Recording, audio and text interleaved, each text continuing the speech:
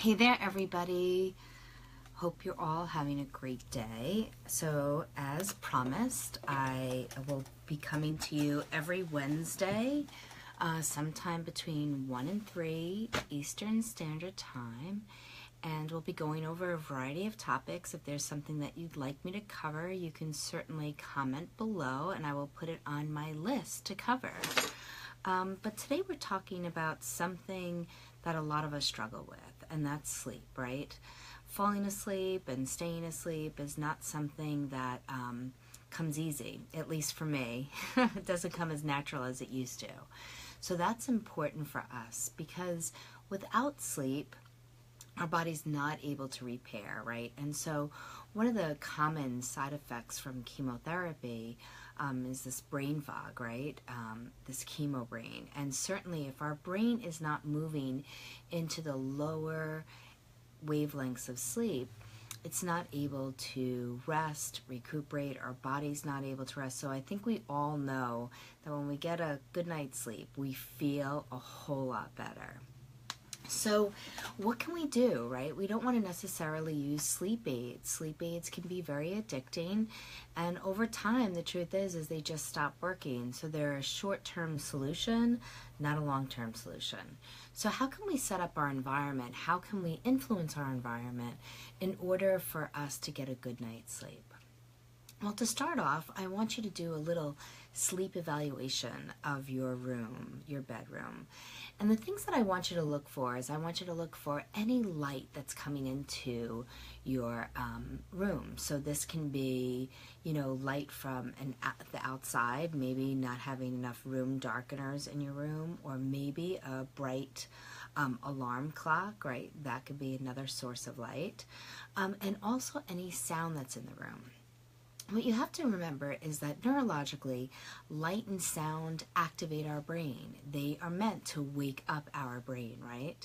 That's why, when we want to go to sleep, we want it to be nighttime, right? We want it to be dark. So how can we change our environment? Well, first of all, get rid of the alarm clock or the phone that's next to the bed that goes off and starts spewing light on you, right? So that's something that's important.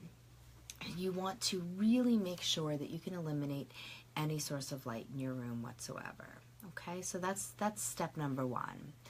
Second is to really get into a nice routine. So you really want to refrain from being on the computer, watching TV, being on your phone right before bed.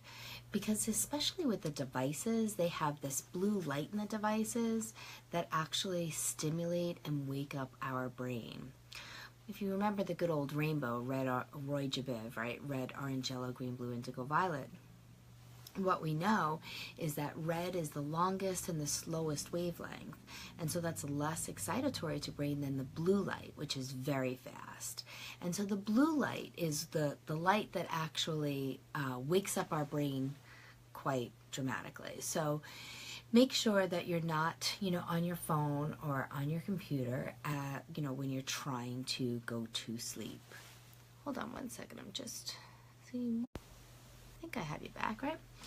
And a nice little thing, like let's say, I know for me and my Healing Boobies community, it does take a big commitment from me to catch up with everybody's emails and questions and messages, and so very often I break my own rules and I am on my phone or on my computer at night, and because I have certain work to do, right? So one of the things that you can also use if you're someone like me that sometimes you have to be on your device is to buy something like these. These are little yellow filtered glasses. They look really silly, but my husband got me a more stylish brand that I can have at home. But these yellow lenses specifically help to filter out the blue light. And I have to tell you, it definitely makes a difference, although of course no blue light would be even the better option. So you can try that. You might also try having something warm before you go to bed at night. Warm in your belly is very relaxing.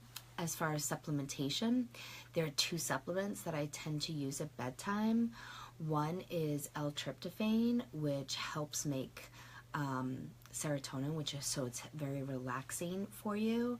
And the other one that I use is magnesium. And most of us are actually magnesium deficient. So magnesium can really help you get a good night's sleep also. Lastly, if you find yourself in bed tossing and turning with no hope of sleep, there's a couple of things that I do. Of course, I use meditation. I know you guys are probably seeing a broken record with that, but I do have a meditation for deep sleep. In fact, I'm pretty sure I have a free meditation for deep sleep in the Facebook group under the files. And then I have one that's more professionally made on my site.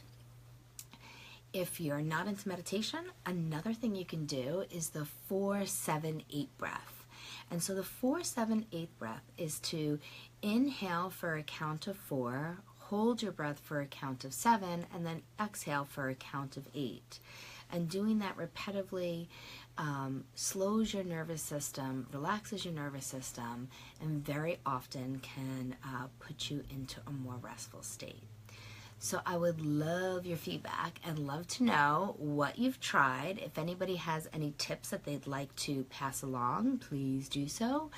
And would love to know if this advice helped you.